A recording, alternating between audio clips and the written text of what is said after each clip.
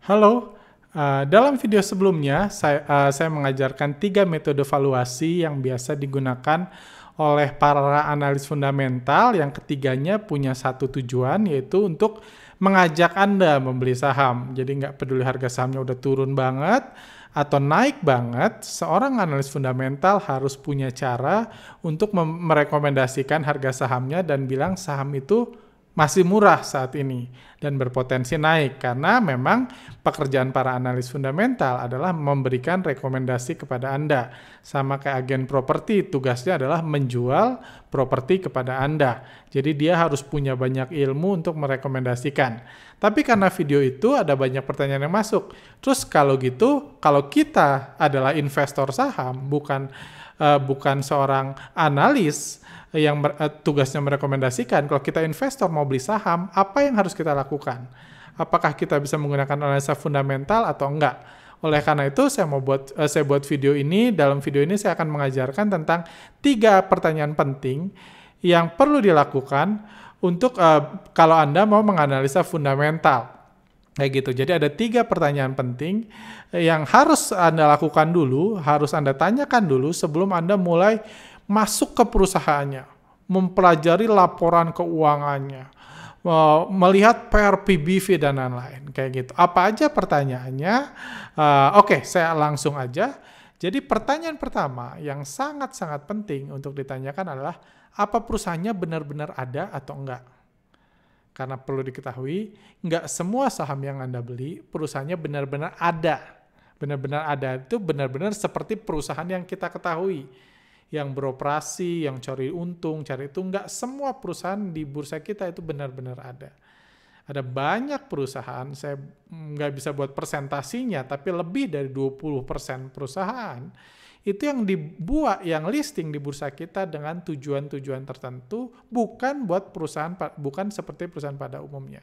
Jadi pertanyaannya adalah, perusahaannya ada atau enggak? Itu pertanyaan yang paling penting yang harus Anda tanyakan dulu. Jangan lihat laporan keuangannya dulu, jangan lihat PBV-nya, wah PR-nya murah dan lain-lain, dan percaya kalau orang bilang ini PR-nya murah, PBV-nya murah, padahal Anda tahu perusahaannya ada atau enggak aja, Anda nggak tahu.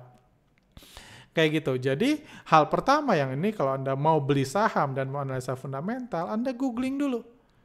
Nama perusahaannya googling, kalau ada kantornya Anda lihat pakai Google Map, kantornya kayak gimana, bisnisnya apa, ada atau enggak.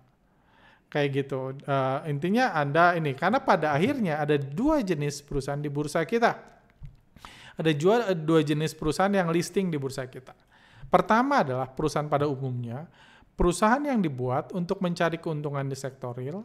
Kedua, ada perusahaan yang dibuat untuk mencari keuntungan di bursa saham. Jadi ada dua bisa dikelompokkan dua jenis perusahaan. Pertama, perusahaan yang dibuat untuk mencari keuntungan di sektor real. Itu ya kayak perusahaan biasa, misalnya saya punya bisnis tekstil. Bisnis tekstil saya udah dibangun puluhan tahun, udah menghasilkan keuntungan, udah membuat hidup saya mapan, tapi saya mau go to next level, saya mau IPO. Saya mau IPO, akhirnya saya IPO, saya dapat modal untuk mengembangkan perusahaannya.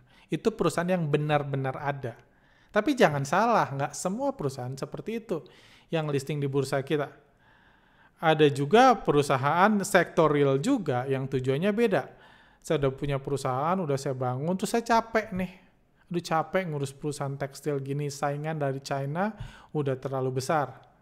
Udah repot, ya udah deh, saya mau jual perusahaannya, jual ke siapa?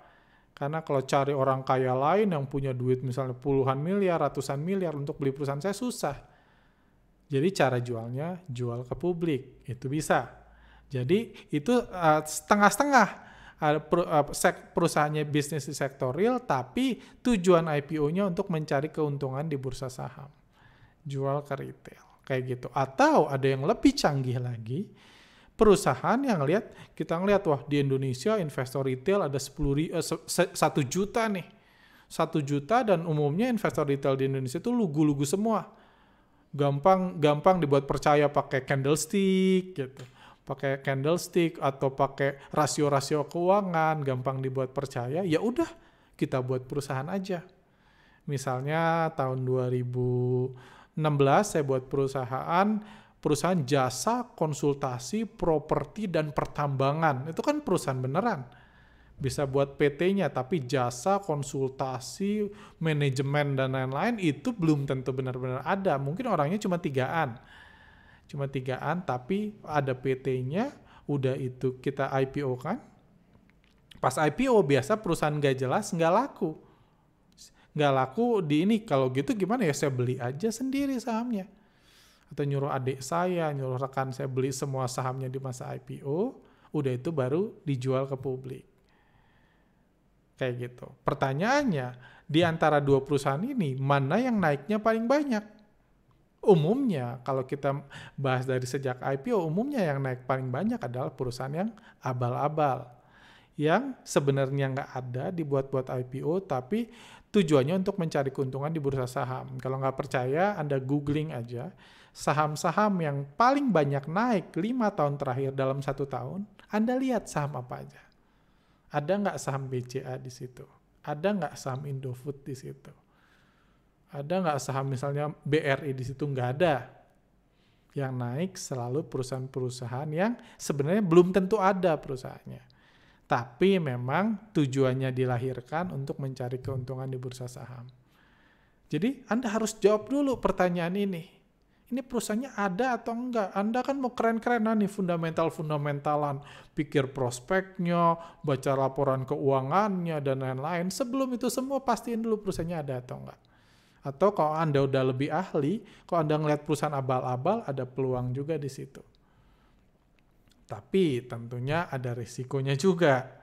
Kenapa? Karena kalau perusahaan abal-abal IPO, salah satu tujuan dari perusahaan abal-abal yang IPO adalah dia minta bandar untuk ngegoreng-goreng sahamnya, dibuat naik, dibuat turun, dibuat naik, dibuat turun, kayak gitu. Setelah kenyang digoreng-goreng, setelah diguyur, dinaik, digoreng-goreng buat retail, terus direkomendasikan kan, wah candlestick-nya bagus nih, kotak. Candlestick kan nggak tahu itu perusahaan ada atau nggak, wong dia cuma kotak warna biru kan. Candlestick-nya bagus, udah golden cross di ini, supaya retail pada beli. Dan bahayanya, kalau biasanya perusahaan gitu, kalau udah laku semua dijual ke retail, nasibnya kayak TMPI. Kayak TMPI, saya ada googling, nah kayak TMPI ini dia delisting tahun 2019 lalu. Setelah pada saat delisting itu kepemilikan saham di publiknya udah mencapai 99,86%. Jadi ketika saham udah dimiliki sama publik, goodbye. Udah diserahkan, silahkan. Apalagi perusahaan abal-abal. Kalau perusahaan beneran dimiliki 99% sama publik, pertama biasa ownernya nggak mau. Masa perusahaan gua 99% ke publik. Cuman kalau udah sampai kayak gitu, kalau perusahaan beneran at least bisa ngasih dividen. Mungkin setelah 50 tahun uang Anda balik karena dia dikasih dividen kan 1%, 2% setahun gitu. Ya harga beli mungkin uang Anda bisa balik. Tapi kalau perusahaan abal-abal udah didistribusikan ke publik, biasanya tidur terus beberapa tahun kemudian delisting. Jadi jangan dulu lihat PER, jangan dulu lihat PBV, prospek yang lain-lain, pastiin dulu ini perusahaannya benar atau enggak. Ada cerita lain, bahkan ada saham yang orang banyak ini menjebak banyak analis fundamental pada saat itu karena ada saham yang kinerjanya bagus banget. Laporan keuangannya bagus banget, padahal laporan keuangan itu kan cuma angka kan. Punya angka, tiba-tiba di tahun 2017 lalu keluar berita kalau ini ternyata laporan keuangannya tidak bisa dipertanggungjawabkan, itu sekarang udah delisting. Para value investing yang setengah mati cari saham pakai rasio doang, rasio keuangan, banyak yang jadi korban di sini. Anda juga bisa pelajari kasus INVS atau kasus TMPI. Kami buat artikel tentang apa yang dilakukan bandar sebelum kematian TMPI. Kayak gitu. Itu yang harus Anda lakukan pertama. Perusahaannya ada atau enggak. Karena sangat lucu kan kalau Anda bayangin, Anda di jalan, disamperin orang bawa prospektus. Pak, ini saya punya perusahaan, ini lihat Pak datanya Pak. PER-nya 2 kali Pak. PBV-nya 1 kali Pak, gitu, ditawarin. PBV-nya 1 kali, PER-nya 2 kali. Utangnya nggak ada Pak, 0 kayak gitu. Terus mau beli nggak Pak? 100 juta. Kalau ditanya gitu, kalau Anda berpikir dengan logis, Anda mikir perusahaannya di mana dulu Pak? Masa udah belum apa-apa udah jualan pakai angka. PER segini, PBV segini, tapi nggak tahu perusahaannya ada atau enggak. Jadi pertanyaan paling penting adalah perusahaannya ada atau enggak. Jangan karena cuman datanya pakai rasio-rasio keuangan, karena belajar dari para komentator saham yang bahas kayak gitu keren-kerenan, Anda cuman bahas rasionya tanpa peduli perusahaannya ada atau enggak. Ingat, yang beli saham itu Anda, bukan analis yang merekomendasikan. Jadi uang Anda yang harus Anda jaga. Kayak gitu. Itu pertama. Kedua, pertanyaan selanjutnya adalah perusahaannya punya masa depan atau enggak? Pertama, perusahaannya punya masa depan atau enggak? Jadi kalau Anda udah yakin nih perusahaannya Anda bisa lihat kira-kira ada masa depannya atau enggak. Cara pertama untuk melihat masa depan sebuah perusahaan, lihat produknya. Kalau Anda nggak tahu produknya, hati-hati. Kan Anda mau bisnis pertambangan batu bara. Ternyata kalau Anda baca annual report-nya, ternyata dia baru punya izin doang, belum pernah nambang. Jadi masa depannya, untuk memastikan dia punya masa depan, Anda harus berkecimpung ke bisnisnya. Harus tanya orang yang kerja di situ, tanya beneran nggak, seberapa besar prospeknya, dan lain-lain. Kadang-kadang perusahaan IPO cuma punya izin doang. Itu pun bahaya. Jadi Anda harus mempertimbangkan. Atau kalau perusahaan aplikasi, perusahaan IT, lihat aplikasinya, Anda download dulu, kira-kira ini bisnis punya masa depan atau enggak. Itu pertama, Anda harus kenali dulu produknya. Kalau nggak kenal, Anda bisa ke websitenya, download annual report-nya. Itu pertama. Kedua, masa depannya adalah Anda bisa analisa revenue-nya. Dia berhasil jualan, nggak usah pusing-pusing net profit, PER, PBV, DER, dan lain-lain yang keren-keren kayak gitu. Buat tujuannya kan kembali lagi buat merekomendasikan Anda beli, lihat dia punya revenue nggak. Kalau dia udah 5 tahun berdiri, revenue-nya terus naik atau terus turun. Karena di mana-mana kalau lihat bisnis, lihat dulu omsetnya kan. Kalau nggak ada omset ya buat apa? Buat apa pusing-pusing Anda lihat profit segala macam. Lihat dia masih hidup atau enggak. Masih beroperasi atau enggak. Itu selanjutnya punya masa depan atau enggak. Kayak gitu. Jadi kalau Anda yakin punya masa depan, barulah bisa mulai Anda analisa fundamentalnya secara lebih mendalam. Pertama, Anda yakin ada atau enggak. Bagi Anda yang masih baru, fokuslah ke perusahaan yang masih ada. Yang benar-benar ada. Jangan cari perusahaan-perusahaan yang abal-abal, yang meskipun naik sangat besar, tapi kalau Anda nggak pintar-pintar baca pergerakan bandarnya dan Anda nggak tahu apa yang sedang dilakukan bandarnya dan apa tujuan bandarnya, Anda bisa celaka, ujungnya delisting. Itu pertama. Kedua, perusahaannya punya masa depan atau enggak. Anda lihat produknya, revenue-nya, sama bisnisnya. Bisnisnya apa? Kalau bisnisnya taksi konvensional ya nggak usah. Kayak gitu kan, punya masa depan atau enggak. Terakhir, apakah yang terakhir yang nggak kalah pentingnya sebelum Anda beli sahamnya, tanya dulu diri Anda sendiri. Apakah Anda punya cukup kesabaran dan modal untuk pakai analisa fundamental? Karena analisa fundamental itu punya asumsi, punya prinsip utamanya adalah kalau Anda lihat perusahaan bagus, harganya murah, Anda beli. Setelah beli, tunggu sampai naik. Nanti juga naik. Nanti itu kapan ya? Nanti juga naik. 5 tahun lagi juga masih tetap berlaku. Kalau 5 tahun Anda beli belum naik, nanti juga naik. Nggak harus saham yang Anda beli 5 tahun baru naik. Ada yang 3 tahun, ada yang 2 tahun. Bebas tergantung bandar yang gerakannya sendiri. Kayak gitu. Tapi inti pertama adalah Anda punya kesabaran nunggu harga sahamnya dinaikin. Karena bukan Anda yang mau naikin harga. Kalau Anda punya ratusan miliar, Anda yang mau naikin harga, udah beda cerita. Cuma kan Anda beli berharap orang lain yang naikin kan. Orang lain ada bandar yang ngeborong, hajar kanan sampai naik. Berarti Anda harus punya kesabaran. Kayak gitu. Dan punya modal.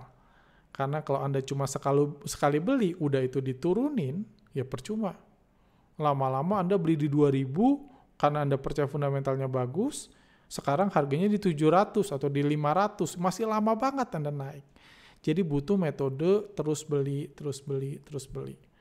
Kita tahu salah satu investor retail yang paling banyak dipromosikan di bursa saham kita adalah Bapak Lo Keng Hong. Dia sangat sukses, itulah modal dia. Punya kesabaran yang tanpa batas dan punya uang yang tanpa batas. Jadi harga saham turun, dia beli lagi. Turun, dia beli lagi. Turun, dia beli lagi, kayak gitu. Di sini mungkin di sini kita bisa lihat data salah satu saham yang banyak dimiliki oleh Pak Lo Keng Hong itu adalah saham PTRO. PTRO kita lihat Pak Lo Keng Hong itu sejak tanggal di sini ini datanya sejak tanggal 14 Mei dia terus beli saham Lo Keng Hong, saham PTRO. Ini kalau dia hijau berarti dia beli. Dia beli setiap bulan dia beli gitu. Hampir kita lihat dia terus beli sampai November 2019, Januari, Februari sampai 23 Maret, 24 Maret 2020, kita sekarang di bulan Mei dia masih terus beli saham PTRO. Jadi pertama dia punya kesabaran untuk tetap beli dan dia punya modal untuk terus beli. Kalau lihat harga saham PTRO sendiri, ini bulan Mei dia beli di harga 4.000, sekarang udah 700, tapi dia terus beli. Kayak gitu. Banyak orang yang pengen menggunakan analisa fundamental karena pengen kayak Lo Keng Hong. No problem. Kalau itu mimpi Anda, kejarlah mimpi Anda. Tapi jangan analisanya doang yang diikutin. Modalnya juga harus diikutin atau money manajemennya. Money management artinya misalnya Anda punya 100 juta mau dibeliin saham pakai analisa fundamental, mungkin pertama belinya 1 juta dulu. Nanti kalau turun lagi Anda beli lagi. Kalau turun lagi Anda beli paling banyak gitu. Jadi mungkin kalau udah turun 2-3 tahun gitu dari 4.000 sampai 800 kayak gini, ini kan udah turun 80% kan. Dari Lo Keng Hong beli di bulan Maret aja udah turun 80%-an, dia masih bisa terus beli. Sahamnya bisa terus tambah banyak, average down, average-nya ini jadi kalau naik Anda bisa untung. Jadi itu yang harus Anda pertanyakan. Anda punya modal dan punya kesabaran nggak untuk melakukan itu? Kalau belajar dari kasus di saham bumi, sepertinya Lo Keng Hong akan terus beli.